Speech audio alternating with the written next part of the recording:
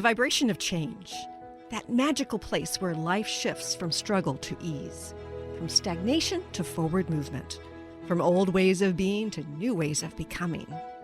Yes, it can seem rather elusive to get there, but when you are in it, you feel it down to your very core, and it can positively affect everything in your life, from your relationships to your health and well-being, from your career path to your abundance, from the quality of your inner connection to the fullness of your self-expression. Here on the Christine Upchurch Show, we explore ways to get into that vibration of change with experts in the fields of consciousness, psychology, spirituality, health, healing, and science. Are you ready to step into your vibration of change? Hello, everybody. Welcome. You might be listening live here in the Seattle area on 1150 AM KKNW, anywhere around the world on transformationtalkradio.com or on Facebook Live on my professional page. Or you might be listening after the fact on my YouTube channel. Please subscribe if you haven't already subscribed, or on one of the dozens of podcasts that stands up. But whenever and wherever you're joining us from today, we're grateful to have you here. And I think we've got a very important conversation coming up, particularly because this is the beginning of the new year. But before I introduce our guest, I want to say hello to the people behind the technology. First of all, Jacob at TTR, good morning. Good morning, Christine. How are we today? I'm doing well, thank you. I understand we may have some sunshine heading our way. Oh, I hope so. It's been a little gloomy this week. It has been. It's been gloomy here the last several decades, this time of year. And hello, Mr. Benny Mathers at KKNW. Hi, Christine. Yeah, it's partly sunny skies here where I'm at, and loving to see it for a Friday. Yes. And, our guest today is somebody who's been on the show before, Leanne Venier. She is an Eastern medicine physician. She's an engineer. She's an award-winning inventor. She's an expert in the science of light therapy, and she's a healer. And so you put it all together and you get an amazing human being. And she's also somebody who's awake right now, who has been taking this sort of bird's eye perspective, which I so appreciate, and looking at what is transpiring right now on our planet and how things are shifting. And because the world is shifting, she wants to help you shift as well. I'd like to welcome our guest today, Leanne Venier. Hey, Leanne. Hey, Christine, thank you for having me. Always so much fun to talk with you on your show. Share all kinds of fun information, helpful information. And, Leanne, I so appreciate the fact that, first of all, you're not just pigeonholed into one narrow area of focus.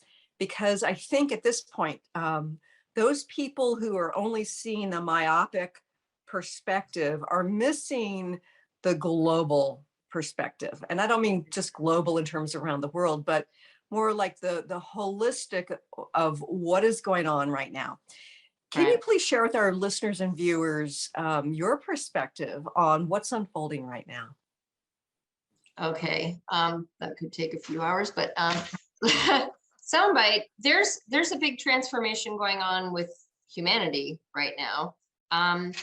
Ultimately, I believe that it's going to be for the good, but we've got some bumpy roads ahead of us, and we're experiencing things with the current situation with our we didn't come up with code words for this one, with the global thing that's going around, which is being utilized by the powers that be, and a lot of higher up powers that be that we're not necessarily, most people aren't aware of, to make some big changes to what's going on the planet, and to try to enforce some changes that are not at all in humanity's best interest. So there are a lot of people that are awake that are, battling against this and trying to help other people to wake up to what is really going on in big picture, instead of getting mired in the fine, minute details of what's going on, in your local community only, and looking at big picture and how the things that are being trying to be enforced are gradually stripping away our human rights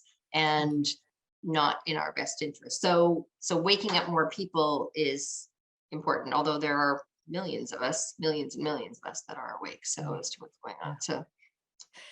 And it's been an awakening and rather jarring ride for myself as I've awakened more and more. And like, I thought I was fairly awake. And over the last 2 years, it's been mind blowing.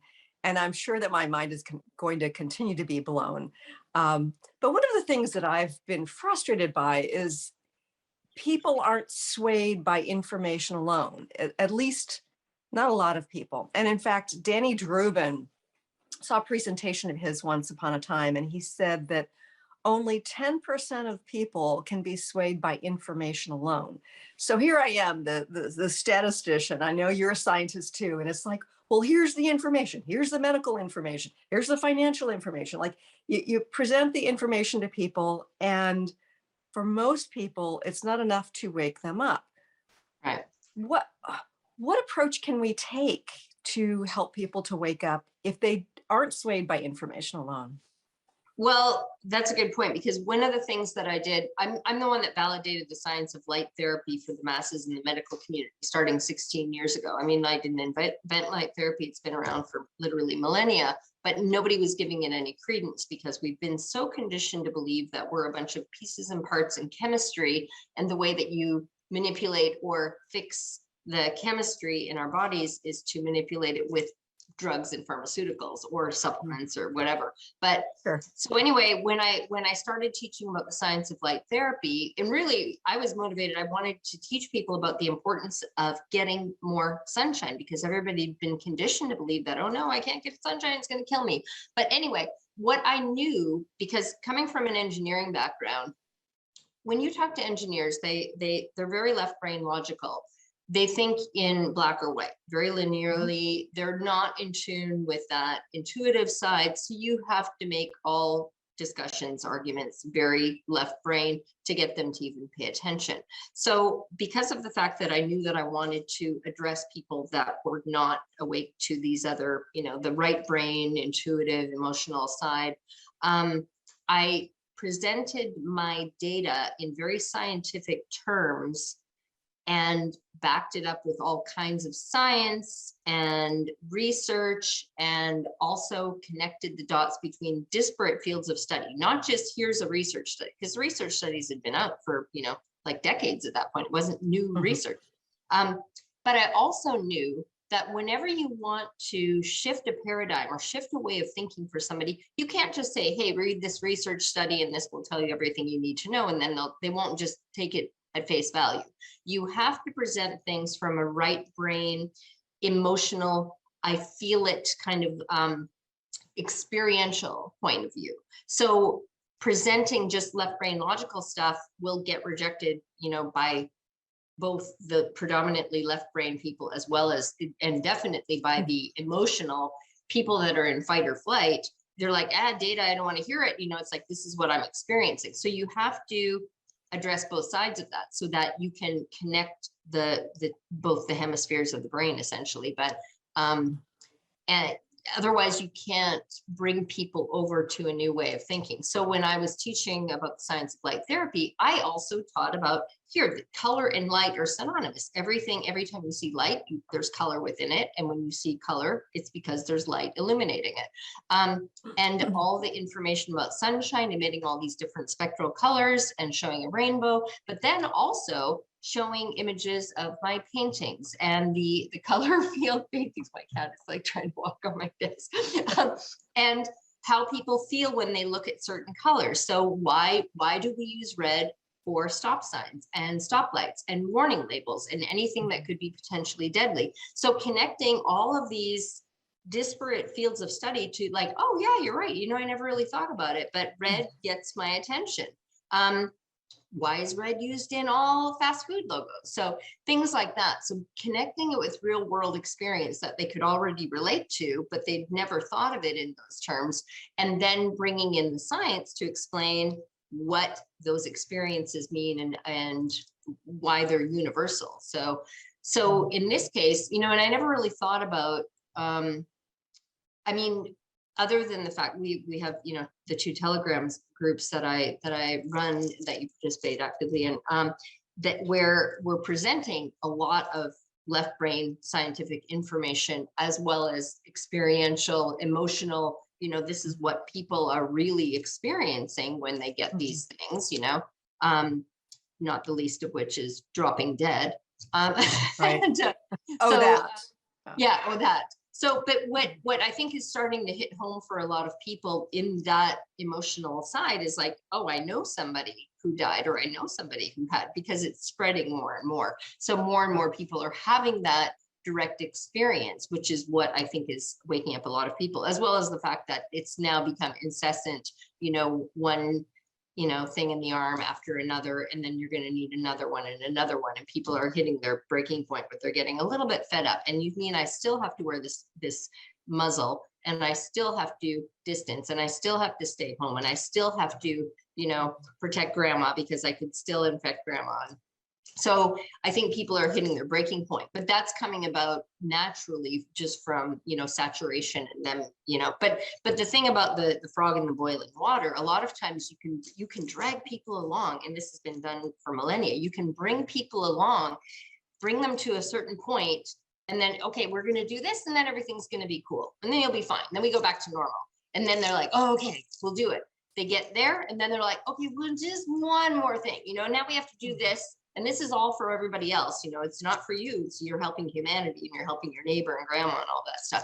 So they drag people along like this gradually, you know, the frog in the boiling water, you don't even realize how far you've gone in it, you know, 2 years, where like, you know, 2 years ago, they tried to push these things and people would be like, what the heck are you thinking? Like, no, heck no. But anyway, so that was a long-winded answer to your question. And I think about how the tribalism in our culture and in our world has been fed, and you know, it's like the flames have been fanned so that the tribalism is stronger, so that people respond more dramatically towards those in the other tribe. And you know, this world was already tribal enough as it is. Right. So Yeah. it's gotten to be even more significant. And so one of the things in my own personal process, having come from being a statistician in medical research, I thought, oh gosh, you know, I've had input on more than 100 studies done across the United States. I've co-authored articles in medical journals. If I can take a look and see which studies were done well, what the data means, what they can say about the data, what they can't say, I thought, if I just give people the information, that will be enough. And I've been so very surprised at how many people I've triggered with just the most minor thing. So for me, it's been more a matter of I'm witnessing what's going on, and I'm standing beside people, even if they don't want to hear what I have to say. I won't say anything, but I'm here to support them. And one of the things that's become clear to me is that over the next couple of years, people's belief systems are going to be blown wide open. And it's the sort of thing where we have to be, if we're here to help heal the world, we have to be willing to be there to support people as they wake up. Yeah. Yeah. And creating more divisiveness isn't helpful, because, you know, the powers that be, I mean, you know, again, something that's a tactic that's been used for millennia is divide and conquer. All you have to do is get the people fighting amongst themselves, and then they can just swoop in and, you know, issue all these mandates. I mean, you know, after 9/11, that's how, you know, all these things got snuck in to the system, and, you know, the Patriot Act and all these other things that, oh, they're for your best interest. They're for to protect the citizens. So all of these things that are not in our best interest, but when people are in that fight or flight, very, you know, like agitated mode, they're like, I'm just thinking about survival, and like somebody's going to try to kill me, somebody's wanting to attack me. And so you keep them in that agitated state, and it's very easy to do that. But like you said, we need to be like a support network. So the people that are waking up, it's not about, you know, like create more divisiveness, you know, welcome people in. But what I've been telling people is like, you know what, people are going to wake up when they're ready to wake up. There's no point in like expending all your energy and getting frustrated and angry about the fact that they're not seeing the reality that you see, because that just weakens your energy system. So I've been focusing on helping people that are awake, that, forming communities and networking and connecting with each other, because we're gonna need that, and we need to be able to rely on and support each other, and not be getting mired and caught up in all this drama that is continuing to be blasted down on us. More drama. It's like it's this incessant thing. So being able to disconnect from that and just say, you know what, your drama, I've got my thing, and I'm focusing on moving forward in the best way that works for me, for my family, for my network, for my community, and the people that are like-minded. And don't let all your energy get expended by that drama, because it's literally like a siphon. If you think of yourself as a car and your gas tank that has life force energy, every time you get caught up in one of those drama things, and every time you get, I'm freaking out, it's literally siphoning off that life force energy. If you have an argument with somebody, you get frustrated because a family member can't see what you can see. If you get, angry because of what's going on, it's literally weakening you every time you get caught up in that. So be aware, be informed. It's important to be informed, very important right now, but don't get caught up in it. Don't get emotional about it. Just think, okay, if you think in terms of bigger picture, this is raising the level of, the vibrational level for humanity. There are a lot of people that are coming up and, moving upwards, and it's going to be for the ultimate good. But as many things, when we go through metamorphosis, just like a butterfly, the butterfly that comes out of the cocoon has to really, use a huge amount of energy to get out of that cocoon. But if you try to speed up the process, like if the human goes along and says, oh my God, this poor monarch butterfly is like struggling to get out of the cocoon, I'm going to help it. And you open up the cocoon for the butterfly, that butterfly will shrivel up and die, because that is part of the process. It's part of the formation process, part of the way that it strengthens its wings and fully develops. So it has to go through that struggle in order to get to that next level, in order to become the butterfly. So we're in the cocoon. and with that analogy, there are ways in which it's just at the caterpillar stage that's devolving into mush before turning into the butterfly. So there's some of that going on simultaneously. So it's messy, and it's a part of a process towards the next stage of our evolution, which is so important. So one of the things I think is troubling some people is there have been restrictions saying you need to do this in order to have a job. And, that's sort of in transition right now because of some court rulings, and yet it's really not completely decided. But I think that when people are making this choice to go ahead and do it because their job's requiring it, they're not thinking in terms of long-term job stability, because one of the things that's become clear to me is in many cases, some of these jobs are just going to disappear. Some of these companies are going to disappear. There's this whole structure that is devolving or shifting. So that, I really think it's important not to let your fear point you in the direction of where you're going, but also you should trust your own inner guidance, because you're going to be supported by the universe. Yes, exactly. So with so many people getting caught up in the minutia, like, oh my God, my job is making me get this thing, and I don't want to get this thing, but then I'm going to lose my job. It's like, it's a job.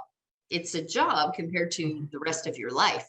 So people get very caught up in thinking, this is the only job I can do. It's the only job I can have. I can't, there's nothing. What else could I do with, if I lose my job, what am I going to do? And I've got bills, and they get freaked out in that, fight or flight. It's basic survival instinct. I'm going to lose my source of income. So they're not able to see that they have limitless possibilities in front of them. And so this is one thing that I've been seeing myself, personally in my own life. where when you're putting out the energy, the frequency, the vibration of that, like, okay, everything I'm taking care of, everything will work out fine. And all you have to do is think, what is it that I want? Well, I want to be, in a situation where I can make money and love what I'm doing and help people and not be oppressed and not be, basically have an overlord, boss that's telling me what to do with my own personal physical body and the rest of my life, making decisions for me. So but thinking in terms of the positive, what it is that you want, and then you start, just holding that thought, and then you start broadcasting that, and, forming community and being with like-minded individuals. So what you'll see is that all of a sudden you'll start attracting all these people that are like, oh my God, I didn't know you were the same way, but now let's talk about it. So I'm like, pretty much everybody that I'm meeting these days is like-minded. When I meet them in person, like, it's just because that's the vibration that you're putting up. They're attracted to that frequency because you're resonating at the same frequency, literally. So, but when you get caught up in fight or flight, you can't feel any of that. You can't put out, you're broadcasting the fear, you're broadcasting what you're afraid of happening. And that is then what you are attracting to you, because you're going to attract putting out. Yeah. Fear is a great attractor of what you don't want. Exactly. Yeah. Yeah. So, but anyway, go ahead. So, we really do live in an abundant universe. And I know that it's easy for me to say because I have abundance in a variety of ways. And it's harder to see when you're living in a situation with lack or restriction, if you're in a bad relationship, if you don't have many friends, if things are financially tight, you don't have a proper home. I mean, there's so many ways in which people can live in lack within this world. Mm-hmm. How do we shift from a place of lack to a place of vibrating in a way to attract abundance? Well, it's actually a lot easier to do than you would believe, because, and I've taught people this for literally decades. Every time you have a fearful thought, like what happens if, or like, oh my God, how am I going to pay my bills? Anytime, and it's an exercise. And the more you practice it, it's like exercising a muscle. The more you do it, the stronger it gets. So every time you have one of those negative thoughts, because we can only be broadcasting one thought at a time. So if you're like, oh my God, what's going to happen? I'm going to lose my job. And if I don't do this, it's like, so you replace it, you swap it out with, okay, wipe the chalkboard. I have a wonderful job. You replace it with whatever it is that you want to manifest. So in the first person affirmative, and it sounds very simple, but it has to be first person. I, as though it already exists, have a wonderful job. I have a community of, wonderful friends who think like I do, and, or whatever it is that you want. I have limitless source of income. I have abundance in my life. Whatever words work for you, but as though it already exists, not I wish for, or I hope that I'll have, or I'm going to. It's not conditional. It's not future tense. It's as though it exists now. Then you're reprogramming your unconscious mind. You're telling it, oh, okay. Your unconscious mind doesn't know the difference between, it's like, I'm terrified that I'm going to lose my job, or I live a life of abundance and I have, all kinds of money at my fingertips. So it's just, and I think it's really important. I mean, the words are incredibly important, and that reprogramming is essential. And if you want to turbo power it, you engage the emotions. What does it feel like? What does it feel like to have that abundance or have that job where I'm making a difference in the world? Oh, wow. It feels so good. Oh my goodness. It makes me jump out of bed in the morning and be excited about my life. Or I can work for long hours and feel energized. It's whatever it is, if you can just sort of feel into it and feel the excitement and be honest with yourself. Don't fake it if you really don't feel it or you really don't think it, because you can't fool the energetics. The energetics are they're paying attention at all times and attracting what it is you're putting out there. Which kitty is that? This one is Tabitha. So I was going to Tabitha. say, you can actually, you can get into that feeling state, because people are like, I can't even remember what it was like to feel happy or whatever. But we have things all the time. So if you have some experience in your life or even in the past where it's like, when did you feel really happy, or what makes you feel really happy? You know, like hugging my cat or my puppy or whatever, or being with my baby, or like my children, or whatever it is, or whoever, or an experience when I go to this beach and I feel like in bliss, or anything like that. Just holding on to bringing up those memories, that changes the whole energy system and the chemistry in your body. So remembering what that feels like, and then go, okay, this is how I live my life every day. I have this, you know, I have this wonderful feeling of abundance and love that I get to experience all day long, every day. And, you know, but so it's really not that hard to come up with something. It's like, what made you feel really, really good? Or what makes you feel really, really good? And you're not, when you're like, you know, like my cat jumping in my lap, it's so adorable. And now she's like lap kitty. She's like, Mom, just and I think that here.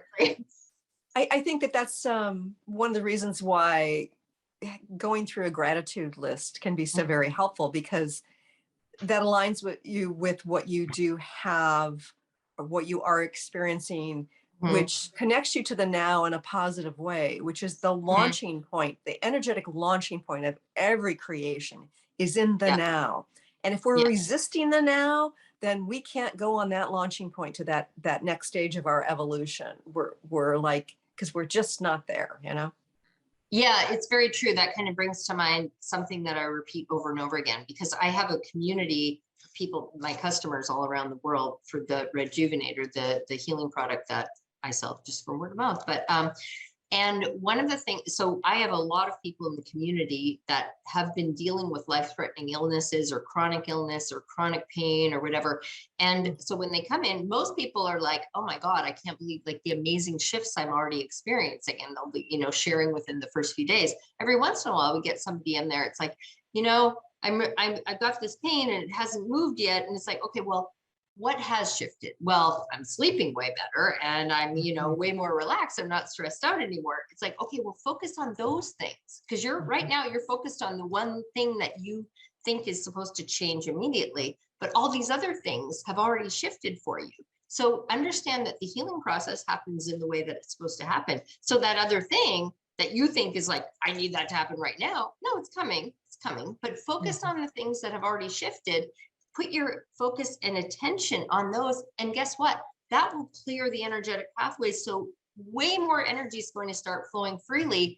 And those other shifts are going to happen much more quickly. Because every time you focus on what you don't have, every time you focus on what you're missing, every time you focus on the lack, that's what you're putting out. You're putting out more of that energy. And then you get fixated on that. Just like when people get a diagnosis from a medical doctor, they're like, here, this is who you are now. This is your diagnosis. And it's by design. It's very clever.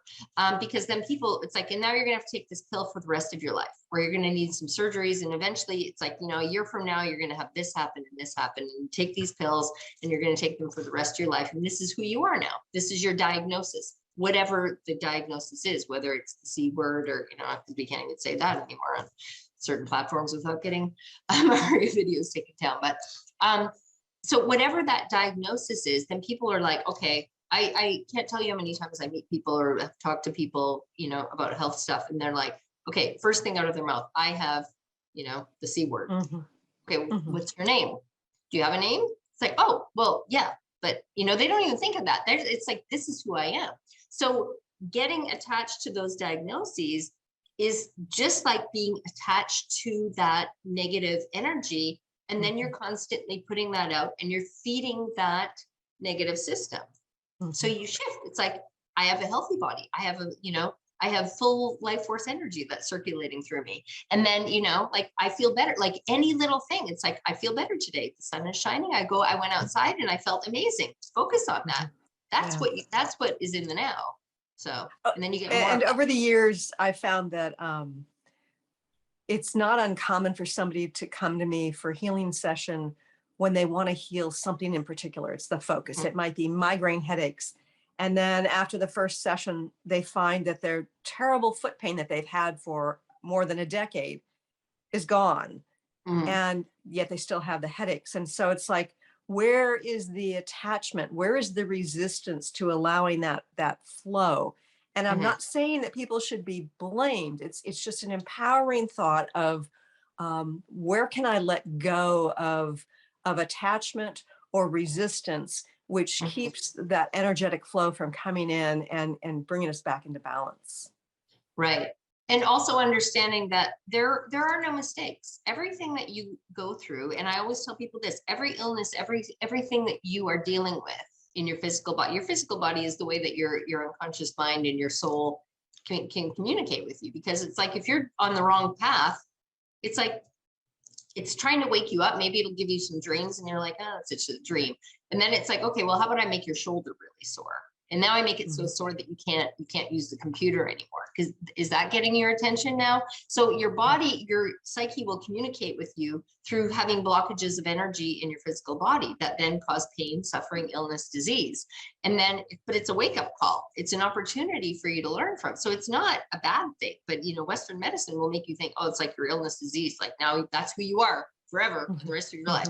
Everything is healable and reversible, but people get attached to that, and then they keep going downhill from there. So hanging on to the knowledge and the awareness that we have full sovereignty and full control over our body, our physical body, and our energy body, and our psyche. We're not victims of our body.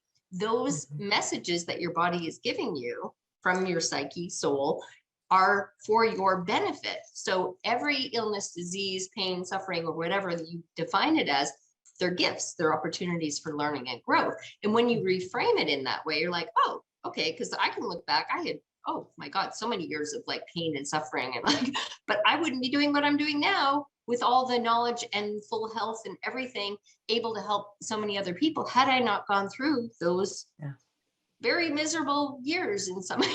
So there was a lot of suffering, but ultimately it's like, oh my God, thank God I had those experiences, because, now I know you're able to also recognize when you start to see something happening in your life and you feel, wait a minute, this doesn't feel right. This is kind of reminding me of that experience I had, 10 years ago, and I'm feeling that same kind of energy. So you have an opportunity to go, oh, okay, I'm going to go this way instead of that way. You know what I mean? So it's all of that is just a matter of being able to tune in, but the ability to tune in is dependent on the ability to slow down enough to be able to be still and to get those messages, instead of being like, because this is what they want. They want you to be like this, where you can't hear anything, where you're not grounded, where you're not stable, where you're not rooted, where you're not, able to make your own decisions, because you're just like being like a yo-yo, being bounced back and forth. And that's how you control people very easily, because you just like keep them, in that fight or flight. And then it's like, oh, okay, come on over here, yo-yo. Now come on over here. So I think that there are people who are experiencing financial lack right now. A lot of people. They say that the unemployment isn't all that high in our country, and yet when people they take that statistic based on those who are on unemployment, and those people who did not go for the what, who got fired from their jobs, they didn't get unemployment. So there are a lot of people right now who are experiencing true financial lack, or looking at, in a couple more months, they may really need to scramble in order to keep their apartment or keep their home, or, to be able to feed their family. So when somebody is in that situation, what advice do you have for them to kind of navigate their way to financial abundance? Because I know that with you've had multiple careers. You worked at Lockheed Martin. As an engineer, you became a very successful artist almost overnight. A light therapy expert. you've navigated from one career to another and experienced abundance in each and every one of them, from my perspective, at least. Yeah. What Well, advice do you have to people who are being forced to pivot to a different job or a different career? Well, first of all, every one of those transitions that I went through, I did not make a conscious decision to do any of them. The only one that I chose consciously was to study engineering at university and then take that path. And that was like the worst path for me. But I learned what I don't want in my life. So I was able to, extricate from myself from that path early on, because I realized that life is so short. I want to be in control of my path and my, life choices. I don't want somebody else making that. So when you look at the disparate things that I've done, those were all intuitive messages that I got. Okay, like even, becoming, after leaving my engineering career, becoming an Eastern medicine physician, and then I had a healing practice working with cancer patients. And then that was up in British Columbia. I came back to Austin, Texas. And that was when I started painting, just beginner painting. Because I got so much attention for my paintings, like immediately, these were the paintings abstract paintings I was creating at home, not during the class. And then I got the message, okay, now it's time to become a professional artist.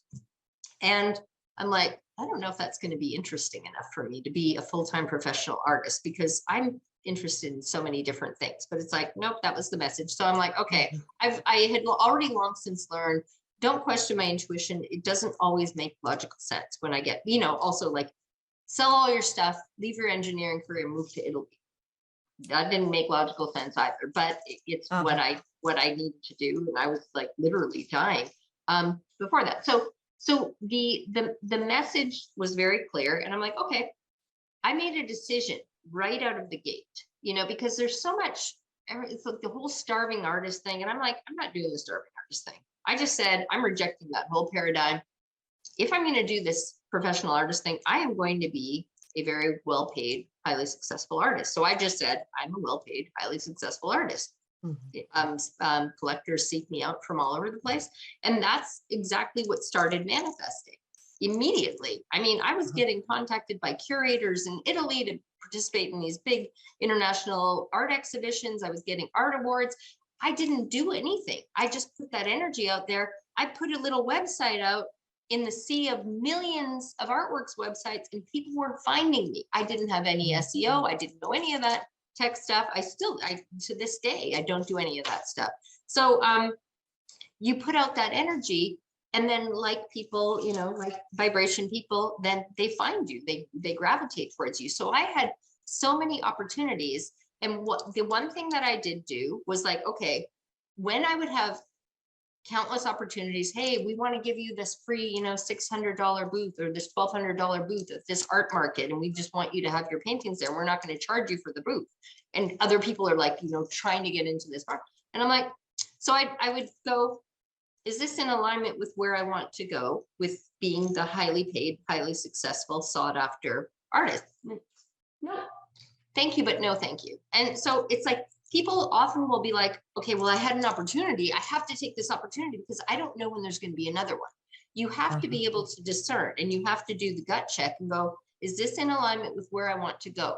Because if it's not, then say, thank you, but no, thank you. Because if you take that thing that's not the right thing for you, that means now the opportunity that comes along behind, which you can't take because now you're caught up with this other thing. You're committed to this other thing, and then you don't even know about this other opportunity that was right around the corner. So you have to be able to go, it's like, okay, here's a job for you. I want to give you this job. And you're like, that's not really what I want to do, but oh my God, what if I never get another job and I need to, just no, confident, no, thank you. But I know there's something in alignment with what I am putting out there that's going to come along. So keeping that, again, that constant, or it's not easy to be constant at the beginning, because it is literally like a muscle that you're exercising. It's like, okay, nope, whatever the job is, like, does that sound fulfilling to me? Yeah, it'll give me a paycheck, but that's not really what I want. So thank you, but no, thank you. And then stay focused on, and you don't have to know exactly what the job is. Just be like, I know that I want to do something where I'm helping other people, or I know I want to do something where I can be outdoors as much as possible, or I want to do something where, you know, you think about what it is that you want, not about, okay, I don't want to be sitting at a desk behind a computer in a cubicle. Okay, well, that's good to be aware of, but also know what it is that you do want. So don't focus on the lack part, what I don't want, focus on the what I do want. And then you will manifest that, the do want part. And I really do believe that the inspired whims can help us to manifest in a great way. Like, for instance, when I first moved to Washington State decades ago, I had been a statistician and I had left graduate school. Like, I was this close to getting my doctorate, but I was experiencing a health crisis. I wanted to get the heck out of New Jersey. And so, you know, I left and I wasn't sure if I was going to continue to be a statistician. And I went to this SAS users group. It's a statistical package at this building in downtown Seattle. And so I forget how I connected with this woman. She says, oh, will you come with me? I'm like, sure, whatever. And I went, and it was kind of like an unremarkable thing. But I really liked the building. I really liked the view. There was a Starbucks downstairs. I thought, this would be a fun place to work.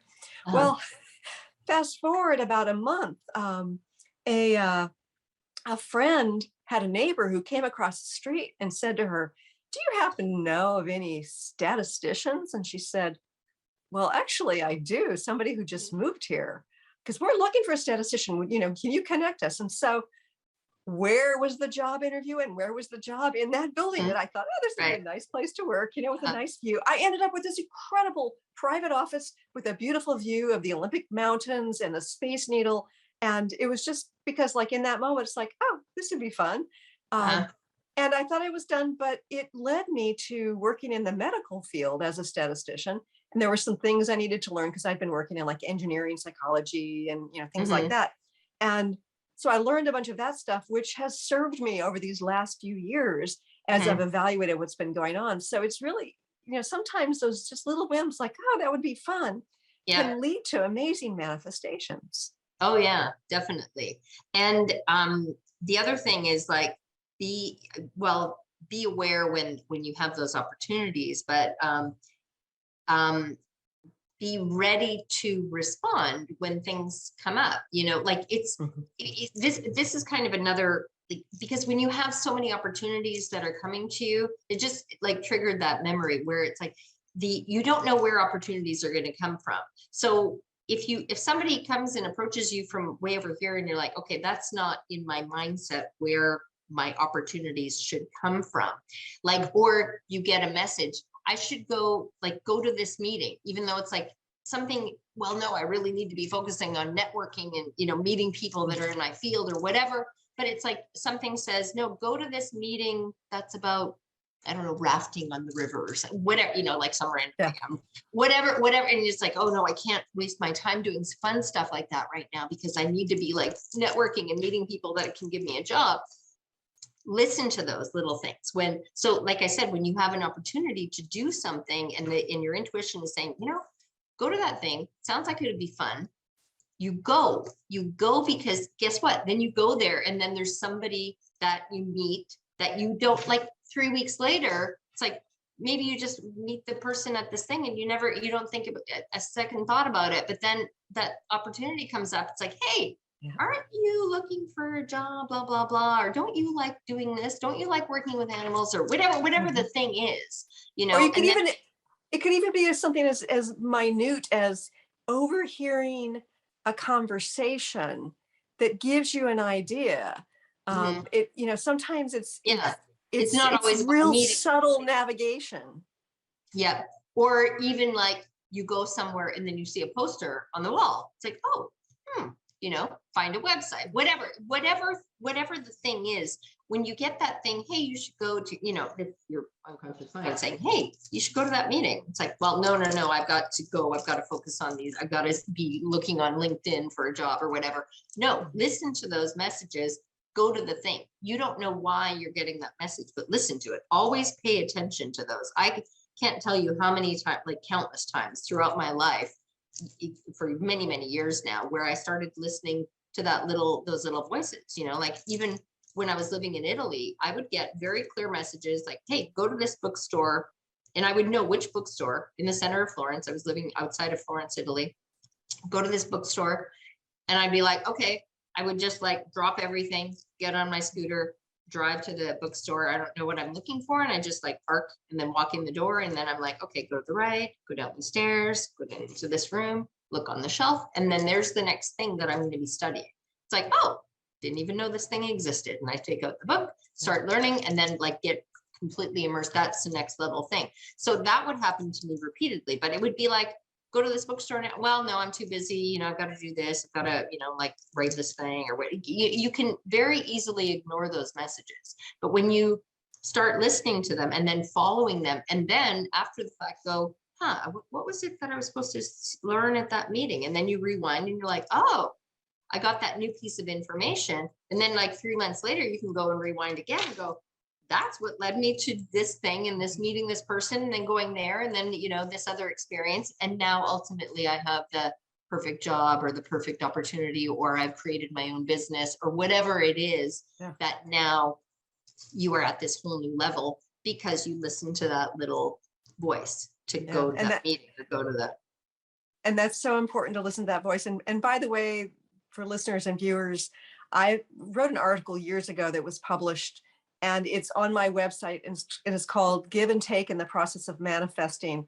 And it took place over 1 hour of navigating based on inner guidance and what I wanted to manifest. And it's sort of amazing how it unfolded. We'll put the link on the Facebook page and as well as on the YouTube replay video. But yes, it's so important to listen to those little messages, and we need to learn to trust ourselves too, because sometimes it's just a matter of, you know, we think it's just, oh, it's our whims, and those whims or those messages that are kind of like seem kind of out there or unimportant end up being incredibly important. Right. Yeah. And that's where I was saying, like, don't try to analyze where you get these messages. Well, it's like that isn't in alignment where I think I should be getting what I need right now. So I'm going to reject it because it doesn't fit into my, you know, finite, you know, view of where I'm supposed to be getting connections or whatever it is, whether it's connections for work or opportunities for buying a home or, you know, like whatever the thing is that you're experiencing right now, that you're looking to manifest in your life. You'll always have an idea of like, oh, well, I think I'm going to get that from here or there or whatever.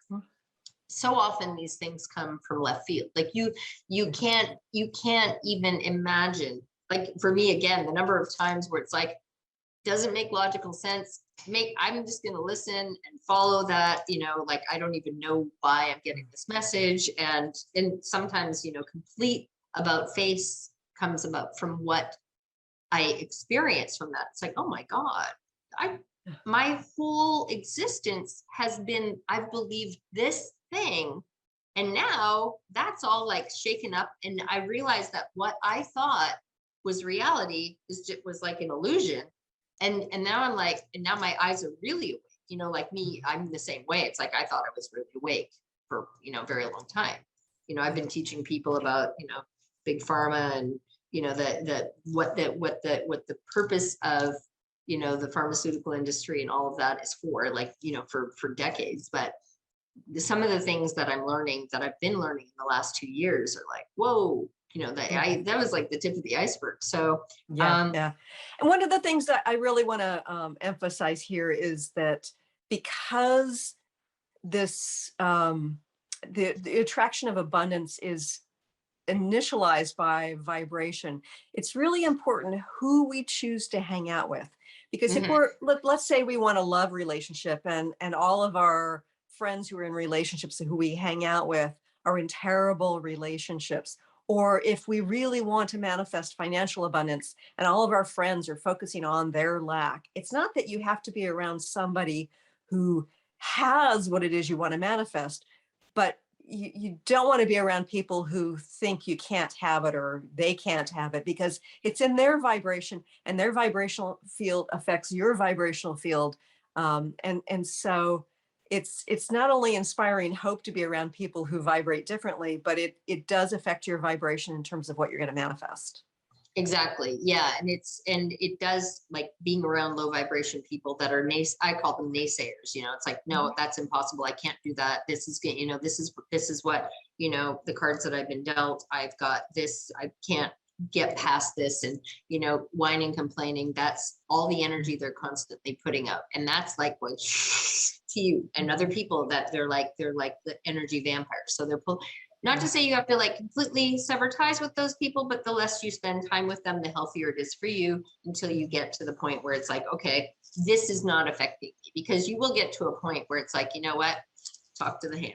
And like you get, like, it's like, you're not affecting me anymore. Because when you're not strong enough or able to like resist and reflect all of that or deflect it, it literally sucks your energy. And then you go home and you're like, God, why do I always feel exhausted when I'm hanging out with Sally or Bob or whoever, like, I just feel so tired afterwards. It's because they've just sucked all your life force energy through their, whining and complaining, and like, everything is terrible and my life is dark. And then it leaves that kind of like this sludgy coating on you. And you're like, you feel like you need to take a shower, which you do, because that can really like wash away that negative, energy field that kind of wants to grab onto you. But yeah, so even if they're, sorry. Go ahead. Even if they aren't energy vampires, if their belief system is stuck in not being able to attract the right mate, or not being able to attract abundance, abundance in whatever way, including financial abundance, then that too affects you. So you can be around people who aren't the energy vampires, who still affect your vibration in a negative way. And you just have to be aware of what people's belief systems are, because there's nothing better than being around somebody who inspires hope, whose belief system affects their vibration in a positive way that's going to affect your vibration. Right. Well, not everybody is necessarily an energy vampire by definition, where they are unconsciously going out and sucking that energy, but they are. If you are vulnerable to that kind of negative, low vibration energy, where it's like, Sally's always complaining, you are giving Sally your energy every time you go, oh, poor Sally, it's like, oh, yeah, I know what you mean, and blah, blah, blah, blah, blah. And then you feel exhausted when you leave. So she may not be like consciously, because there are people that actually, they thrive on that. They create a lot of drama, and then they get people riled up, and they're rife on, social media platforms and places like Reddit, where they just like throw something out there, want to get everybody riled up, and then they get all these people riled up, and then they go, that's like, and they love that. But so even when people are stuck in that kind of rut, and they're not able to see that they have way more power than they actually do, and you go and you hang out with them, and you're like, oh, poor Sally, it's like, it's still depleting your life force energy, because, and then you go home and you're like, okay, I'm so tired, I just want to take a nap. But being aware of that, and being conscious of, it's kind of like, you want to eat some chocolate. Okay, well, have a little bit of chocolate. If it, maybe chocolate isn't a good idea, but something, what would be, because chocolate can be very good for you, but something that would be, by definition, bad for you. I don't know, like some little vice that you got a little bit.